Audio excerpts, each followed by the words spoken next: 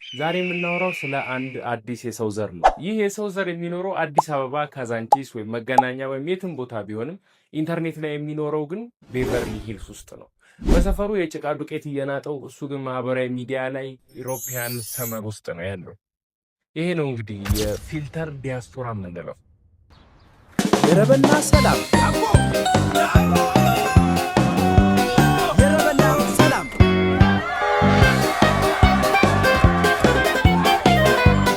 አንተ ጀስባ የረበና ሰላም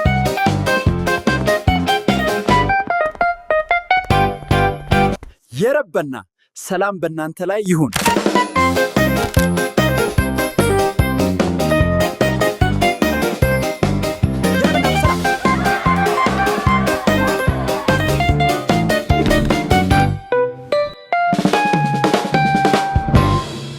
ወይ መቼ ይሆን የሰው ቤት ተከራይቼ ሚስማር አትምታ ግድግዳው እንዳይቆሽሽ ቀለም ቀባ ስሰማ የምኖረው? ኧረ ጎበዝ አሁንስ ይበቃል። እንኳን በሀገር ውስጥ ያላችሁ በባህር ማዶ ሆናችሁ ቤት ይኖረኝ ይሆን ብላችሁ በየቀኑ በስልክ የምትጨነቁትም ቢሆን ቴምር ፕሮፐርቲስ ደርሶላችኋል። አያት ላይ ሰፋ ያሉ አፓርትመንቶች አለላችሁ። ወይም ደግሞ እኔማ የፒያሳ ልጅ ነኝ ብላችሁ ሊሴ ገብርኤል አካባቢ ወይም አራዳ የከተማውን ብርት ላይ መኖር ከመረጣችሁ እሱም ተዘጋጅቷል። ፒያሳ ላይ ቤት ሲኖራችሁ እኮ የከተማው ታሪክም የእናንተ ኑሮም የእናንተ ነው። ከባንክ ጋር ተባብረን የክፍያውን ነገር ቀለል አድርገነዋል። ከእንግዲህ ቤት መቼ እሰራለሁ ብሎ መጨነቅ ቀረ። የሚጠበቅባችሁ መደወል ብቻ ነው። ስራውን ለቴምር ይተውት። እኛ የእናንተን ልፋት ወደ ቆንጆ ቤት እንቀይረዋለን። ቴምር ፕሮፐርቲስ ቤታችሁ ብቻ ሳይሆን የልባችሁ አረፍተ ነገር። አሁን በ0905 93 11 11 ይደውሉልን። ቴምር ፕሮፐርቲስ።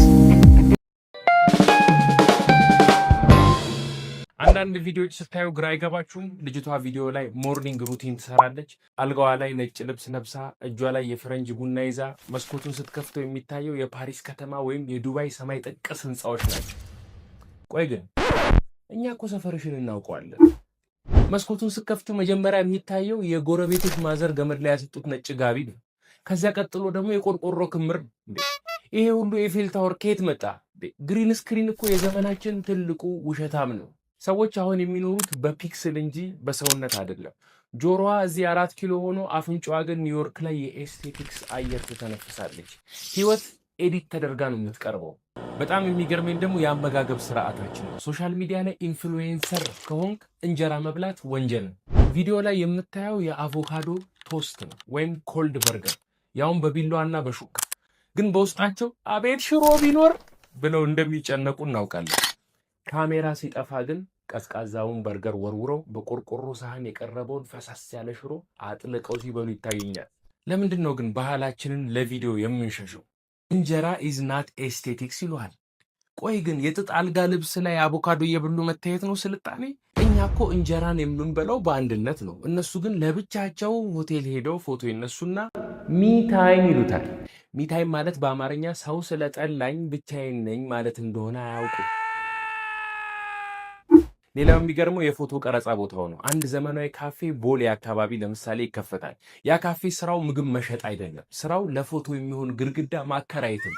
ሰዎች ይሄዳሉ፣ አንድ ማኪያቶ ያዛሉ። ከዚያ ለ2 ሰዓት ፎቶ ይነሳሉ። በቆሙበት በተቀመጡበት፣ ስልካቸውን ሲያዩ፣ ጣራውን ሲያዩ ምግቡ ይበርዳል፣ ማኪያቶም ይረሳል። ዋናው ነገር ፕሌስ አዲስ አበባ ተብሎ ሲለቀቅ የሚመጣው ዋው ዩ ሉክ ሶ ሪች የሚል ኮመንት ነው። ያ ካፌ ውስጥ ያሉት ሰዎች ሁሉ የራሳቸው ሙቪ ውስጥ ያሉ ይመስላሉ። አንዳቸው ጋር አያወሩ። ሁሉም ከስልካቸው ጋር ፍቅር ውስጥ ናቸው። ሶሻል ሚዲያ ግን ለምን ተባለ? አንቲ ሶሻል ሚዲያ እኮ ነው መባል ያለበት። የድሮ ሰው ይሉኝታ ሰው ምን ይለኛል ነበር። የዘንድሮ ይሉኝታ ሰው ድሃ ነው ይለኛል ሆነ። ስለዚህ ምን ታደርጋለህ? የኪራይ ህይወት ይጀመራል። የጓደኛን መኪና ተውሶ ቪዲዮ መስራት፣ የሰው ልብስ ለብሶ ኦኦቲዲ አውትፊት ኦፍ ዘ ዴይ ማለት። ቆይ ግን የቀን አልባሳት ካልሽው በኋላ ልብሱን ማታ ለባለቤቱ ስትመልሺ አውትፊት ኦፍ ዘ ናይት ለምን አትይውም? ሰው መሆን ሰልችቶን ብራንድ መሆን አማረ። ሰውነታችንን በፊልተር ሸፈን ነው። አፍንጫችንን በፊልተር አሳነስ ነው። ፊታችንን በፊልተር አጠቆርን፣ አነጣን። በመጨረሻም መስታወት ውስጥ ስንታይ ይሄ ማን ነው ብለን ራሳችንን መለየት አቃተ። ላይፍ ስታይል። አሁን ደግሞ ሶሻል ሚዲያ ላይ ሞቲቬሽን የሚሰጡን ሰዎች መጥተዋል። እንዴት በአንድ ወር ውስጥ ሚሊዮነር መሆን ይቻላል ይሉሃል። ቪዲዮ ላይ የሚታየው ልጅ የሱፍ ልብስ ለብሶ በዱባይ አሸዋ ላይ እየተራመደ ነው። ግን ቪዲዮውን ቀርጾ ሲጨርስ ታክሲ ወረፋ እንደሚይዝ እናውቃለን።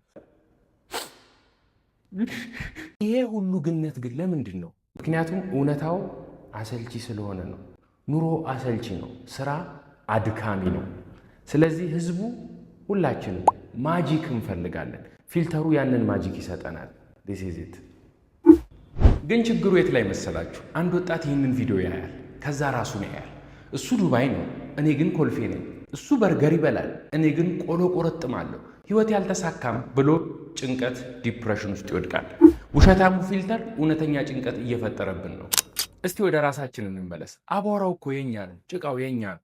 ቦሌ ብንሄድም አቃቂ ብንቀመጥም ኢትዮጵያውያን ነን። በነጭ ጋቢ ውስጥ ያለውን ውበት፣ በቆርቆሮ ቤት ውስጥ ያለውን ፍቅር፣ በእንጀራ ዙሪያ ያለውን አንድነት በፊልተር አንሸፍነው። ከግሪን ስክሪን ህይወት ወጥተን ወደ ሪል ላይፍ እንመለስ። እውነት ነው ፊልተር ሲጠፋ ፊታችን ላይ ብጉር ይታይ ይሆናል፣ ግን ቢያንስ የራሳችን ፊት ነው። ፊልተር ሲጠፋ ቤታችን ጠባብ ትመስል ይሆናል፣ ግን ቢያንስ የራሳችን ቤት ናት። ሰው መሆን ይበልጣል። ዲያስፖራ ለመምሰል ከመታገል ኢትዮጵያዊ ሆኖ መኖር ይቀላል። ለመሆኑ አንተ፣ አንቺ፣ እኔ ዛሬ ስንት ኪሎ ውሸት ፖስት አድርገናል? እስኪ ስልካችን ላይ ያለውን ኤፌል ታወር ከሰፈራችን መብራት ኃይል ቆጣሪ ጋር ተስማምቶ ይኖር ይሆን? ኮሜንት ላይ እኔማ ፊልተር አልጠቀምም ብላችሁ እስኪ ዋሹ። ይህን ቪዲዮ ከወደዳችሁት በሚቀጥለው ክፍል ስለ ዘመኑ የህይወት አሰልጣኞች the wisdom of quick fix እንድንነጋገር ላይክ በማድረግ አሳውቁኝ። 5000 ላይክ ጠብቃለሁ። ያው ባታረጉም ችግር የለውም። የረበና ሰላም በእናንተ ላይ ይሁን። ሰላም ቆዩልኝ። አራዳ ላይ ሱቅ ለመክፈት አስበው ነገር ግን የገንዘብ ማነስ ካስጨነቆት እንዳያስቡ ቴምር ፕሮፐርቲስ አዲስ እድል አመቻችቷል። የንግድ ሱቆችም ይሁን የመኖሪያ አፓርትመንቶችን በመዲናችን እምብርት በሆነችው ፒያሳ አራዳ ላይ ከቴምር ፕሮፐርቲስ ማግኘት ይችላሉ። 20% ቅድመ ክፍያ ብቻ በመክፈል ቀሪውን በ9 ዙር ክፍያ ተረጋግታችሁ መክፈል የምትችሉበትን እድል ቴምር ፕሮፐርቲስ አመቻችቶላችኋል። በ0905 93 11 11 ላይ ደውሉ። ቴምር ፕሮፐርቲስ።